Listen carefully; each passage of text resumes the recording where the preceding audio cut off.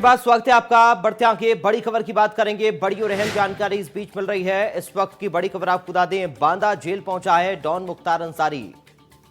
उत्तर प्रदेश में मुख्तार अंसारी को बांदा जेल में शिफ्ट किया गया है। सुबह 4:30 बजे बांदा जेल पहुंचा मुख्तार। बैरक नंबर 15 में मुख्तार अंसारी को शिफ्ट किया गया। जेल पहुंचने के तुरंत बाद मुख्तार का मेडिकल टेस्ट हुआ है।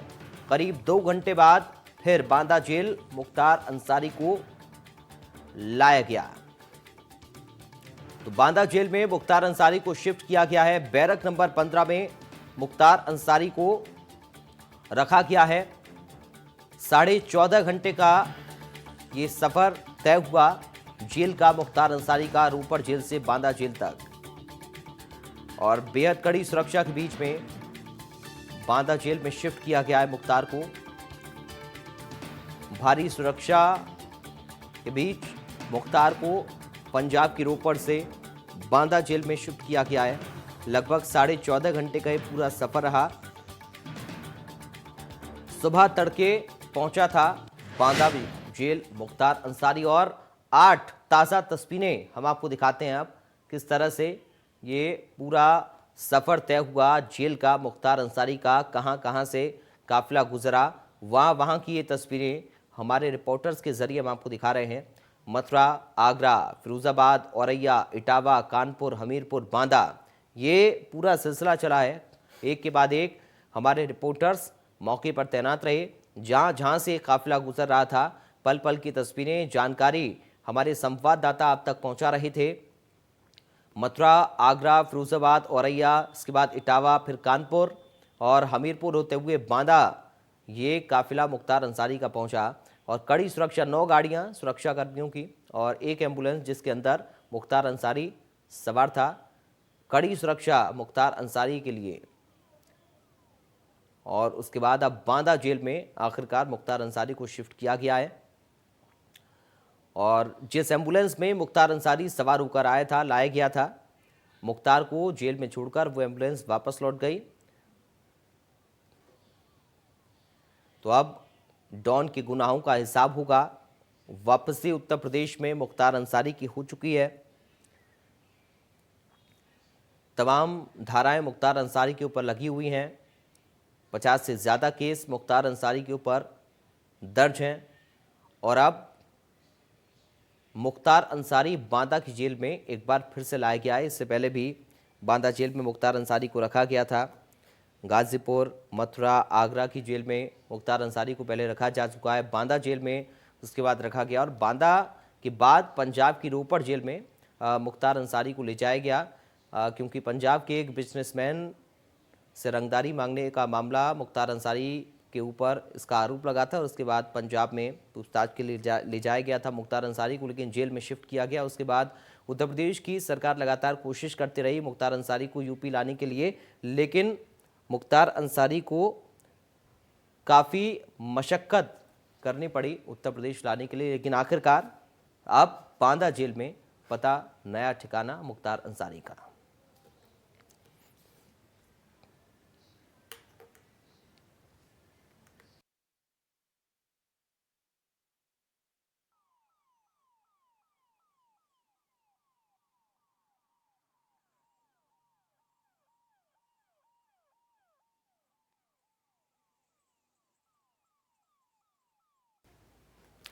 और मेरे साथ 2 संवाददाता मेरे साथ जुड़े हुए हैं। आमिर हुसैन मेरे साथ हैं और साथ ही प्रवीण द्विवेदी मेरे साथ हैं। बांदा से इस वक्त लाइव मौजूद है हमारे साथ, आप तक पल पल की जानकारी पहुंचाने के लिए।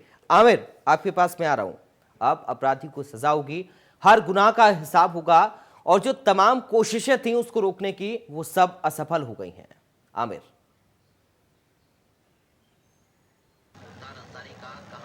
कहाँ पर आ रहा है? देखिए, मुख्तार अंसारी को उत्तर प्रदेश में ही रह करके जो है अपने कोर्ट जो है इसके बाद फैसला सुनाएगी। अपना किस गुनाह को सजा देनी है, निश्चित रूप से गुनाह किया है तो सजा मिलेगी ही। अब मुख्तार का नया ठिकाना बांदा है और अब कोई बचाने वाला नहीं है। जी बिल्कुल आमिर, क्योंकि लगातार मुख्तार किस तरह से पंजाब की रोपड़ जेल में रहा और वहां पर खुद को सेफ महसूस करता रहा। पंजाब की सरकार उसको बचाती रही, या फिर जिस तरीके की परिस्थितियां पंजाब और उत्तर प्रदेश की सरकार के बीच में बनी, मुख्तार अंसारी यूपी वापस नहीं आना चाहता था और लगातार उसकी ओर से कहा जा रहा था कि उसकी जान को खतरा है। लेकिन अब सवाल ये था आमिर कि जब उसने अपराध किए हैं, उत्तर प्रदेश में उसके ऊपर मुकदमे दर्ज हैं और लगभग आधा दर्जन जिलों में क्राइम हिस्ट्री उत्तर प्रदेश की रही है मुख्तार अंसारी की, तो फिर पंजाब में मुख्तार का क्या काम? उत्तर प्रदेश में उसे इन तमाम केसों का अब सामना करना पड़ेगा और इसके लिए मुख्तार को तैयार होना पड़ेगा। जी बिल्कुल ठीक कहा आपने। जब पंजाब की बात की तो पंजाब में महज सिर्फ एक केस दर्ज है, उससे उत्तर प्रदेश के कई जिलों में दर्ज है। तो जाहिर सी बात है, जो उनसे पीड़ित हैं, जो शिकायत करता है, वो बहुत लंबे समय से इंसाफ का इंतजार कर रहे थे। और पंजाब उत्तर प्रदेश सरकार आने के उत्तर प्रदेश जैसे भाजपा सरकार आई है, उसके बाद मुख्तार पंजाब चला गया और वहीं पर लगातार वहां रहा। और उत्तर प्रदेश पुलिस ने लगातार कोशिश की। इस 24 महीने में 8 बार से ज्यादा यूपी पुलिस ने कोशिश की मुख्तार को उत्तर प्रदेश लाने की, लेकिन असफल रही, क्योंकि कहीं ना कहीं जो है पंजाब सरकार की आनाकानी रही, पंजाब पुलिस की आनाकानी रही, वो उसको उत्तर प्रदेश ले जाए। तो इससे अनुमान लगा सकते हैं कहीं ना कहीं एक संरक्षण का काम कर सकती सरकार जो है। लेकिन अब वो सब चीज खत्म हो चुकी है। सुप्रीम कोर्ट ने जाना है कि हाँ भाई, वो लोग भी पीड़ित हैं, जो यूपी के पीड़ित हैं, उनको भी इंसाफ चाहिए। इंसाफ बहुत लंबा हो जाएगा, इंसाफ बहुत देर में मिलेगा, तो इस इंसाफ का कोई मतलब नहीं होगा। इसलिए कोर्ट ने साफ तौर पे जो है पंजाब से जो कहा कि उसको जो है मुख्तार अंसारी को यूपी भेजा जाए और जल्दी से शिफ्ट किया जाए। और आज जो है सुबह तड़के 4:29 पर मुख्तार अंसारी बांदा पहुंच गया, लंबे सफर के बाद पहुंच गया है। अब उसको इसी जेल के बैरिक नंबर 15 में रहना पड़ेगा और उसको अपने की जुर्म का हिसाब देना पड़ेगा और कोर्ट उसका फैसला करेगी उसे कौन सजा दी जाए। जी पराग। आमिर, जिस तरह से उत्तर प्रदेश की सरकार ने अपराधियों के खिलाफ जो एक्शन लगातार किया है और जो अभियान चलाया है अपराधियों को साफ करने का, और ये खुद मुखिया भी कहते रहे हैं कि या तो अपराधी उत्तर प्रदेश को छोड़कर चले जाएं या फिर सरेंडर कर दें, नहीं तो उनका हश्र क्या होगा, ये सबने देखा है। क्या एक यही वजह मानी जाए उत्तर प्रदेश आने की, जिस तरह से मुख्तार अंसारी बचता रहा, उत्तर प्रदेश नहीं आना चाहता था और मुख्तार गैंग के जो जुड़े हुए लोग थे, मुख्तार गैंग के जो करीबी रहे, उन पर एक बड़ा एक्शन लिया गया है। जी बड़ा बिल्कुल ठीक कहा आपने। जो है चूंकि उत्तर प्रदेश सरकार की नीति है अपराधी और अपराध दोनों को जड़ से मिटाना है उत्तर प्रदेश से, और उसी नीति के तहत देखा जाए तो जो है जो अपराधी उत्तर प्रदेश से बाहर भाग भी गए थे उनको भी प्रदेश में लाया जा रहा है ताकि उन पीड़ितों को इंसाफ मिल सके जो इन अपराधियों के आतंक से पीड़ित रहे हैं। एक लंबा इतिहास रहा है मुख्तार अंसारी का, एक लंबा हनक रही है, लेकिन वो हनक अब सब जो है जेल के शीशों के अंदर बंद हो चुकी है। खौफ का नाम जो है, आतंक का पर्याय जो है वो खुद खौफजदा है और लगातार कह रहा है कि कहीं उसकी जो है हत्या हो जाए। तो एक तरह से कहा जाए जो खुद खौफ का पर्याय था वो खुद खौफ के साए में जी रहा है। हालांकि उत्तर प्रदेश पुलिस जो है पूरी ईमानदारी से काम किया है। पिछली कुछ घटनाओं को छोड़ दिया जाए, विकास दुबे कांड था तो वो एक उदाहरण हो सकता था, लेकिन ऐसा इस बार ऐसा कुछ हुआ नहीं है, क्योंकि प्रदेश की पुलिस चाह रही थी, प्रदेश सरकार चाह रही है कि मुख्तार का इंसाफ कोर्ट करे और कोर्ट में पहुंचना होगा। इसलिए कमर कसरी थी कि सकुशल जो है बांदा लाया जाएगा और उसको जो है कोर्ट में पेश होना पड़ेगा। और एक लंबे सफर के बाद बड़ी सुरक्षा के बाद उसको बांदा लाया गया है और बांदा में शिफ्ट कर दिया गया है। तमाम जांचें हुई हैं, कोरोना टेस्ट हुआ है, इसके बाद उसको बैग नंबर 15 में रखा गया है। अब अगर बात करते हैं उसके आतंक की, तो निश्चित रूप से जब वो मुख्तार अंसारी जेल के अंदर है तो उसके आतंक में कहीं न कहीं कमी आएगी और वो लोग राहत सांस लेंगे जो इसके आतंक से पीड़ित थे। जी पराग।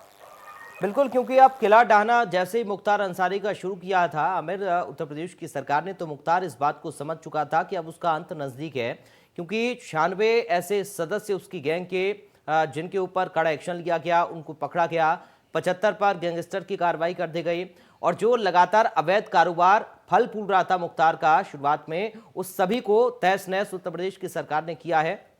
और जिस तरह से उगाही मुख्तार अंसारी के नाम से की जाती थी उस पर लगाम लगाने की कोशिश हुई और जड़ें खोदना शुरू कर दिया उत्तर प्रदेश की सरकार ने मुख्तार के अपराधों की। इसके बाद मुख्तार को शायद इसी बात का डर था कि कहीं मुख्तार अंसारी वो पहले जैसा मुख्तार अंसारी नहीं है जो अपने बाहुबल के दम पर जो चाहता था वो करता था। अब ऐसा नहीं चलेगा, मुख्तार इस बात को समझ चुका है। आमिर जी बिल्कुल पराग, ठीक कहा आपने। देखिए, जब से सरकार योगी सरकार आई है तब से ऐसे गुंडे माफिया ये सब इस बात को समझ चुके हैं कि प्रदेश में अब उनका गुंडागर्दी नहीं चलने वाली है। यही कारण है कि वो जो है प्रदेश छोड़ के भाग रहे हैं, लेकिन उनको उनके किए का हिसाब भी देना है। इसलिए प्रदेश सरकार ने कमर कस रखी है कि अब उनकी नहीं चलने वाली है, अब उनको हिसाब देना पड़ेगा। लाख कोशिश कर ले, लाख बचने की कोशिश कर ले, भागने की कोशिश कर ले, लेकिन वो भाग नहीं पाएंगे। उनको वो कहीं भी हो, कहते हैं कानून के हाथ बहुत लंबे होते हैं और उन्हीं कानून के हाथों से उनको पकड़ के यहाँ लाया जाएगा। और मुख्तार अंसारी एक नजीर है। बाकी अगर बात की जाए मुख्तार अंसारी की किला भेजने की, तो निश्चित रूप से जो है सरकार ने ठीक काम किया है। जो मुख्तार के उगाही से जो पैसे के दम पर इसका क्राइम ग्राफ फल फूल रहा था, उस पर लगाम लगाई है। इसके लोगों जो है जो इसके नाम पे उगाई कर रहे थे उन पर लगाम लगाई है। तो कहीं ना कहीं जो है अब वो पूरा इलाका जो है, पश्चिम का इलाका जो इसके आतंक से भयभीत था, वो कहीं ना कहीं अपने राहत की सांस ले रहा होगा। जी प्रभात, बिल्कुल आप मेरे साथ बने रहिए। आमिर, प्रवीण मैं आपका रुख करूंगा। प्रवीण, पूर्वांचल की धरती को जिसने हिलाकर रख दिया अपने अपराधों से, आज खुद की धरती हिली हुई है और अब सारे हिसाब किताब मुख्तार से होंगे।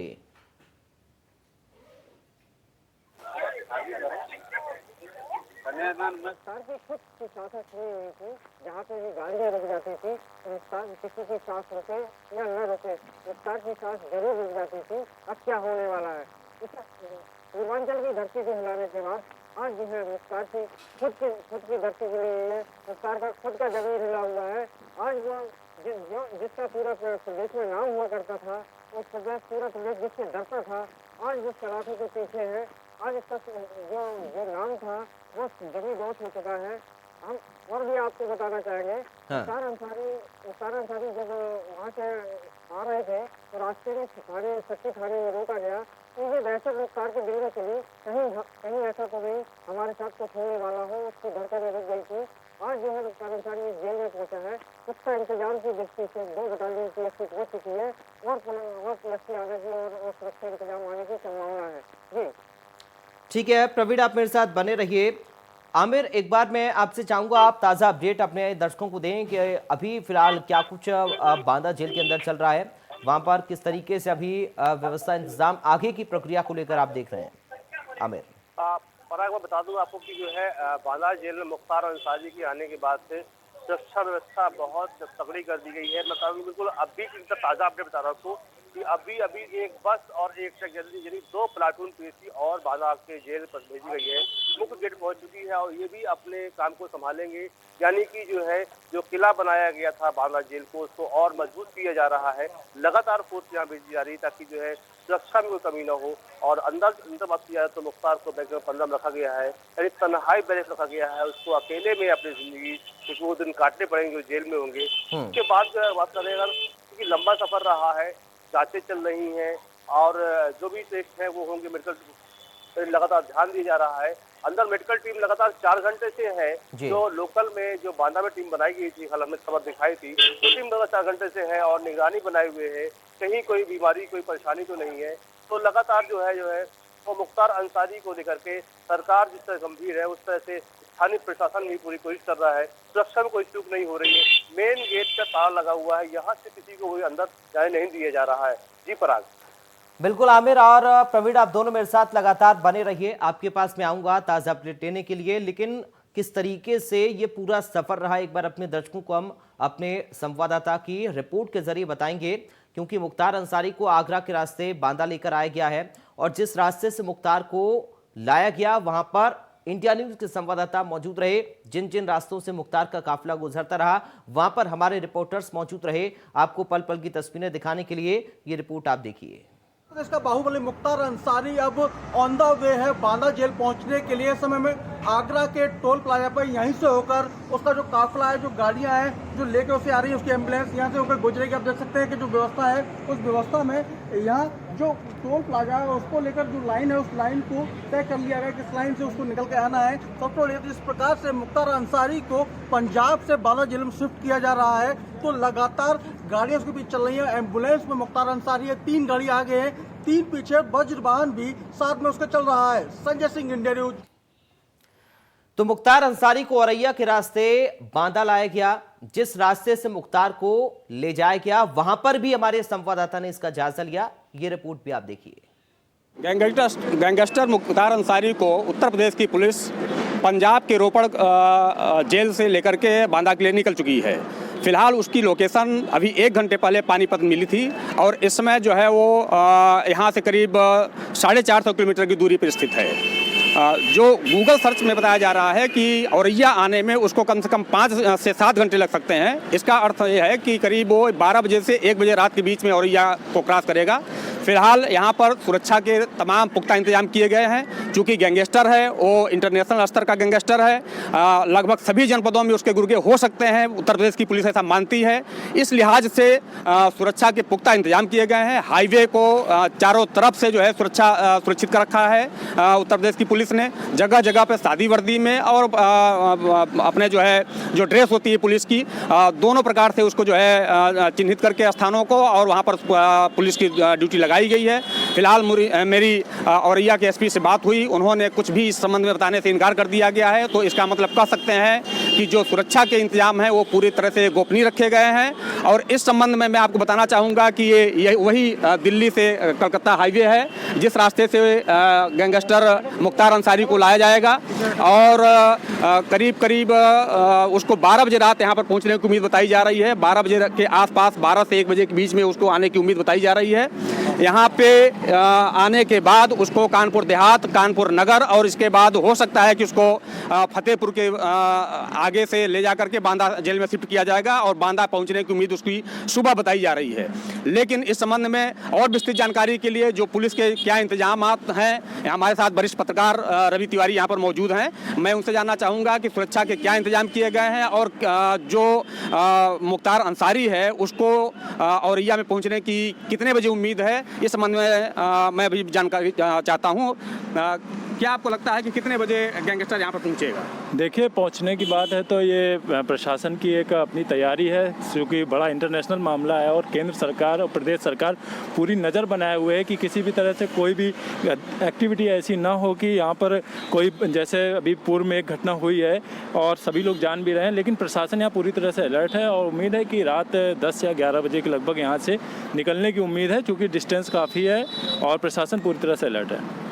तो जो जिस गाड़ी में उसको लाया जा रहा है एम्बुलेंस में और प्लस पुलिस की जो गाड़ियां हैं, करीब 100 पुलिस के जवान हैं, उसमें तमाम अधिकारी भी शामिल हैं। उनकी स्पीड काफ़ी बताई जा रही है। तो जो एक डिस्टेंस है पानीपत से औरैया के बीच में, वो करीब 500 किलोमीटर की दूरी बताई जा रही है। 500 किलोमीटर की दूरी को तय करने में करीब 7 घंटे लग सकते हैं। तो इस प्रकार से 10 बजे की उम्मीद तो बताई जा रही है, लेकिन कम से कम 12 बजे लोग बता रहे हैं कि 12 बजे के आसपास ही यहाँ पर पहुँच पाए। उधर इटावा की नेशनल हाईवे 2 से देर रात को माफिया डॉन मुख्तार अंसारी भारी सुरक्षा के बीच निकला और इस पर इंडिया न्यूज संवाददाता अमित मिश्रा की रिपोर्ट देखिए।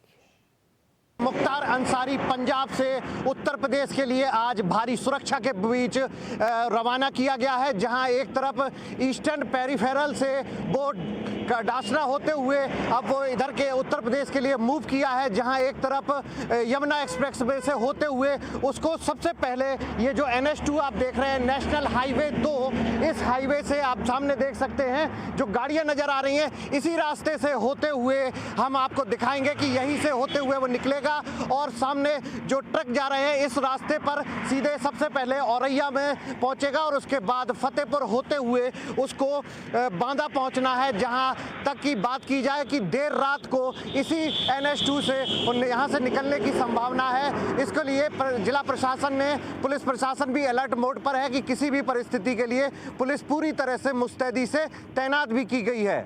कैमरामैन सुनील परासर के साथ अमित मिश्रा, इंडिया न्यूज इटावा।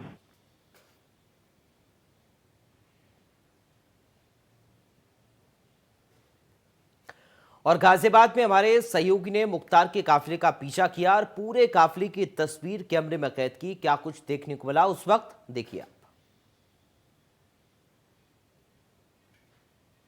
इस समय हम उस सुरक्षा काफिले के पीछे हैं जो सुरक्षा काफिला मुख्तार अंसारी को लेकर बांदा जा रहा है। और मैं आपको धीरे से एक बार ये दिखाऊंगा कि सामने क्या लिखा है। देखिए, सामने लिखा है 70 मीटर के आगे हेडवे है। और अब देखिए हम काफ़ी स्पीड में है, लेकिन प्रोटोकॉल का हमें क्योंकि पालन करना है, स्पीड जो है एक नियंत्रित स्थिति में रखनी है, तो उस नियंत्रित स्थिति में ही हमारी जो स्पीड है वो आपको दिखाई देगी। एक खास बात ये है इस काफिले के पीछे अगर आपको बताएं तो इसमें जो पुलिस की गाड़ियां हैं, मीडिया की गाड़ियां हैं, उसके अलावा कुछ अन्य गाड़ियां भी हैं जो कुछ डीएल नंबर की भी हैं, कुछ जो नोएडा नंबर की भी हैं। तो इस तरह से ये कयास भी लगाए जा रहे हैं। हमने कुछ बांदा नंबर की गाड़ियां भी देखी थी, प्राइवेट गाड़ियां, तो उससे ये अंदाज़ा ज़रूर लगाया जा रहा है कि इस जो काफिला है, सुरक्षा घेरा जो है, इसके साथ साथ कुछ मुख्तार अंसारी के करीबियों की गाड़ियां भी शामिल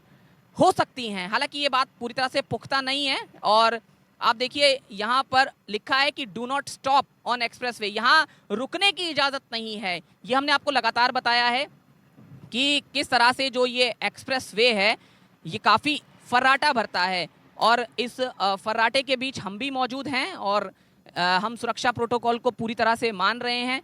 देखिए आपको जो ये आगे गाड़ियां नज़र आ रही हैं, ये सब हमने जब शुरू से हमने फॉलो करना शुरू किया इस काफिले को, तो हमने देखा ये गाड़ियां लगातार साथ में थी। और आपको सामने वो जो ब्लिंक होती हुई लाइट्स दिखाई देंगी, वो सुरक्षा गाड़ियों की जो ब्लिंक हो रही लाइट्स हैं वो हैं। और वही जो काफिला है वो है, एक सर्कल ऑफिसर की गाड़ी है, और इसके अलावा दोनों तरफ एम्बुलेंस के दोनों तरफ, दोनों यानी इर्द गिर्द और आगे, इस तरह से जो गाड़ियां हैं सुरक्षा की वो चल रही हैं। हमें लगातार जो लिखे हुए साइन बोर्ड्स दिख रहे हैं उनके बारे में भी हम आपको लगातार बता रहे हैं। आगे टोल गेट आने वाला है, और टोल गेट पर देखिए सामने लिखा हुआ भी आ रहा है कि टोल गेट। और हम कहाँ पहुँच गए ये मैं आपको सामने क्या लिखा है उससे ज़रूर बताऊंगा। हम धीरे धीरे आगे बढ़ रहे हैं। तो टोल गेट यहाँ से 2 किलोमीटर है, जो ऊपर लिखा हुआ था, साइन बोर्ड था। और ये साइन बोर्ड काफ़ी अहम होते हैं ईस्टर्न पेरिफेरल एक्सप्रेसवे पे। और काफिला देखिए किस रफ्तार से आगे बढ़ रहा है। और देखिए ग्रेटर नोएडा यहाँ से 1 किलोमीटर है, और दनकौर का जो एग्जिट है वो 1 किलोमीटर है। तो आप देख सकते हैं कि हम किस तरह से काफिले के साथ साथ हैं। आप देखिए आगे लिखा है दनकौर, लेफ्ट में है दिल्ली और पलवल के लिए जो आप जा सकते हैं, लेकिन उसके लिए एग्जिट वाले जो साइन बोर्ड हैं वो आपको आगे दिखेंगे। हालांकि कासना क्योंकि होते हुए जाएगा ये काफिला जो है, और उस काफिले के पीछे पीछे हम उसी रफ्तार में जिस रफ्तार। तो इंडिया न्यूज संवाददाता जतिन गोस्वामी को आप सुन रहे थे। जब गाजियाबाद में ईस्टर्न पेरिफेरल एक्सप्रेसवे पर ही काफिला चल रहा था, तब इस काफिले के पीछे अपनी गाड़ी से जतिन भी उनके साथ थे और वहां की तस्वीरें आप तक पहुंचा रहे थे। हमारे साथ रमाकांत, प्रवीण और आमिर हमारे संवाददाता जुड़े। आपका बहुत शुक्रिया हम तक जानकारी पहुंचाने के लिए, दर्शकों तक तस्वीर सीधा बांदा जेल के बाहर से पहुंचाने के लिए। फिलहाल यहाँ पर वक्त एक छोटे से ब्रेक का हो रहा है। आप बने रहिए इंडिया न्यूज के साथ।